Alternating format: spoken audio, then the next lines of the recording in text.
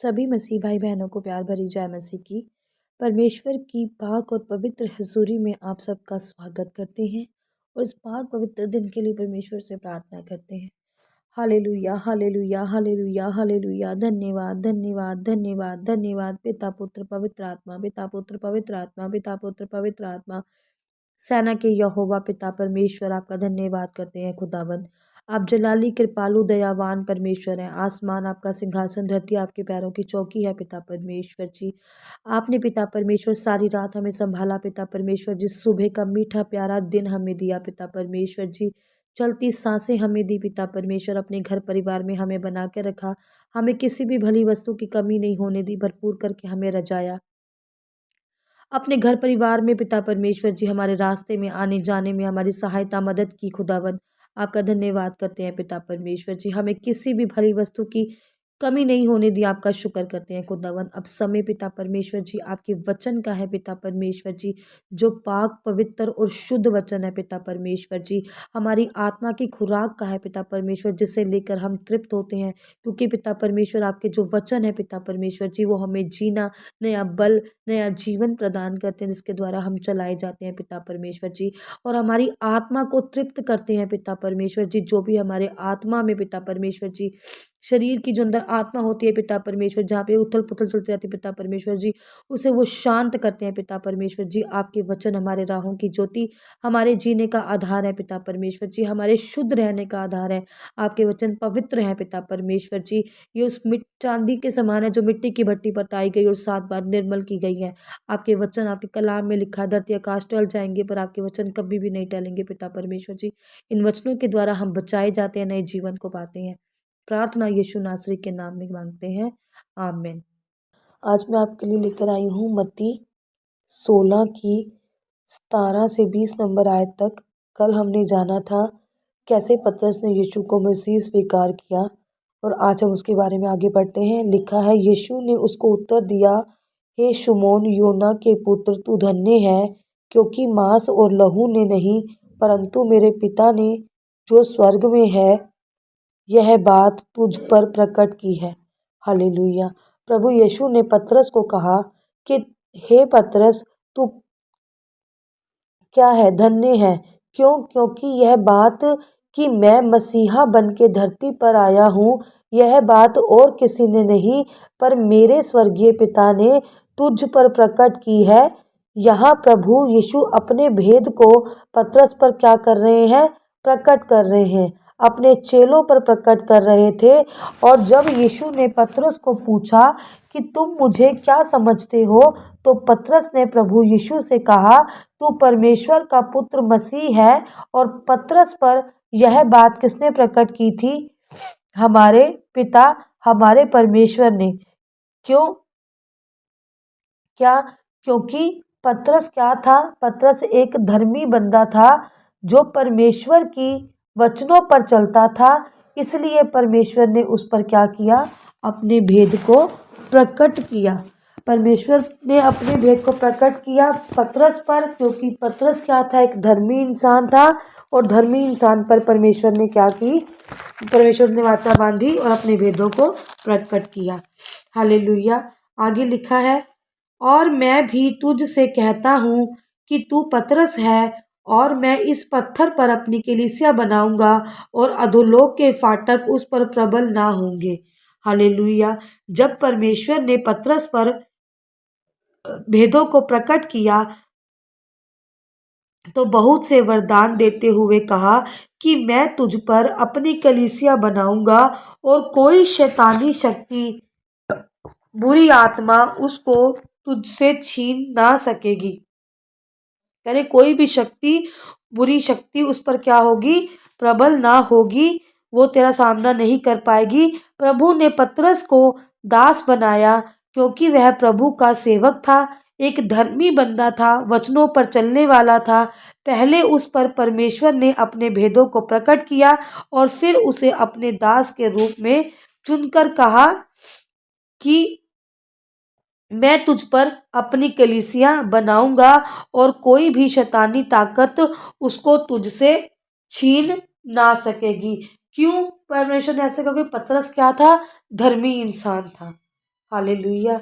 आगे लिखा है, मैं तुझे स्वर्ग के राज्य की कुंजियां दूंगा, और जो कुछ तू पृथ्वी पर बांधेगा वह स्वर्ग में बंधेगा, और जो कुछ तू पृथ्वी पर खोलेगा वह स्वर्ग में खुलेगा। हालेलुया। फिर प्रभु ने पतरस को और वरदान देते हुए कहा कि मैं तुझे स्वर्ग की कुंजियां दूंगा, और जो तू पृथ्वी पर बांधेगा वह स्वर्ग में बंधेगा। परमेश्वर ने अब ऐसा उनसे क्यों कहा? स्वर्ग और जो कुछ तू पृथ्वी पर खोलेगा वह स्वर्ग में खुलेगा। स्वर्ग की कुंजियां मतलब स्वर्ग के दरवाजे को अपने लिए तथा अपनी कलीसिया के लिए खोलने के लिए चाबियां, स्वर्ग तक जाने के लिए कुंजियां, और तू पृथ्वी पर जो बांधेगा वह स्वर्ग में भी बंध जाएगा, और जो पृथ्वी पर खोलेगा वह स्वर्ग में भी खुलेगा। वो स्वर्ग में था, उसके लिए खुल जाएगा। प्रभु ने उसको इतने वरदान दिए, सिर्फ एक विश्वास कारण उसका परमेश्वर पर अटूट विश्वास था। वो परमेश्वर के क्या करता था? विश्वास करता था।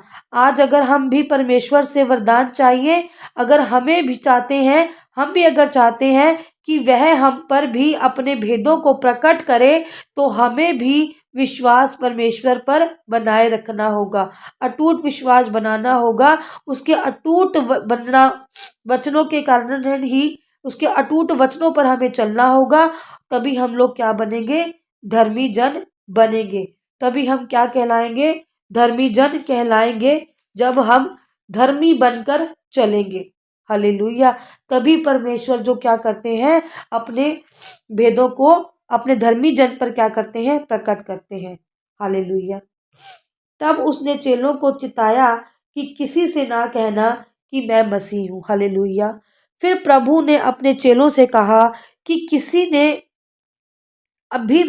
से भी अभी मत कहना कि मैं ही मसीह हूँ, क्योंकि अभी परमेश्वर का प्रकट होने का समय नहीं आया था। अभी परमेश्वर नहीं चाहते थे कि प्रकट हो, पर फिर उसने अपने भेद अपने चेलों पर प्रकट किए, क्योंकि वह प्रभु के दिल के करीब थे। अगर हम भी चाहते हैं कि प्रभु अपने भेद सबसे पहले हम पर प्रकट करे, तो हमें भी क्या होना होगा?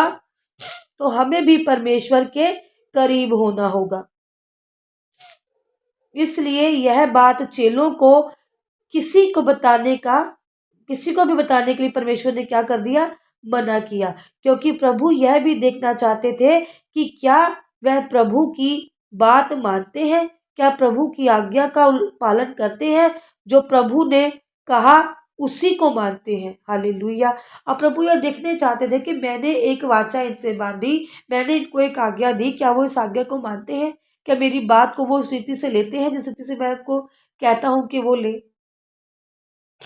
इसीलिए हमें परमेश्वर के भेदों को लेने के लिए हमारा परमेश्वर पर विश्वास क्या होना चाहिए? अटूट। और हमें भी क्या रहना चाहिए? प्रार्थना में। और हमें क्या होना चाहिए? आज्ञाकारी। हालेलुया। परमेश्वर इस वचनों के द्वारा आपको ब्लेस करे, आशीषित करे। प्रार्थना करते हैं। हालेलुया। सब शक्तिमान साना के यहोवा मेरे जिंदे खुदा पिता परमेश्वर, आपका शुक्र हो, आपका धन्यवाद हो पिता परमेश्वर जी, क्योंकि आप जलाली परमेश्वर, आप कृपालु, आप दयावान, दयावंत, धरती आकाश के मालिक है। खुदावंत पिता परमेश्वर जी, अपनी पवित्र आत्मा के जरिए पिता परमेश्वर जी, आप अपने गहरे भेदों को हम पर प्रकट करते हैं पिता परमेश्वर जी। जिन भेदों को लेकर पिता परमेश्वर जी हम पिता परमेश्वर जी चलाए जाते हैं खुदावन, हम नया जीवन को पाते हैं पिता परमेश्वर मेरे यहोवा पिता। इन वचनों के आधार पर पिता परमेश्वर जी, इन वचनों में हम सब पिता परमेश्वर जी बने रहे, और अपनी आज्ञाओं का, आपकी आज्ञाओं का पालन करते चले।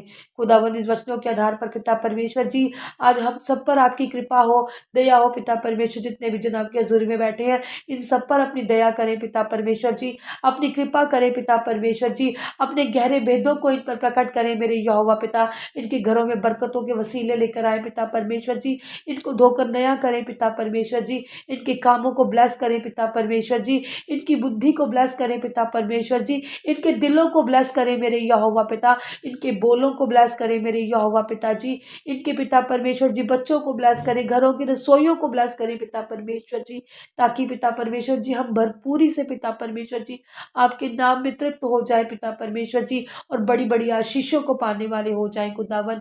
प्रार्थना यीशु नासरी के नाम में मांगते हैं, आमीन। ये वचन इनकी जिंदगियों में कार्य करे, 1000 गुना फलों को लेकर आए। प्रार्थना यीशु नासरी के सामर्थ्य नाम में मांगते हैं, आमीन, आमीन और आमीन।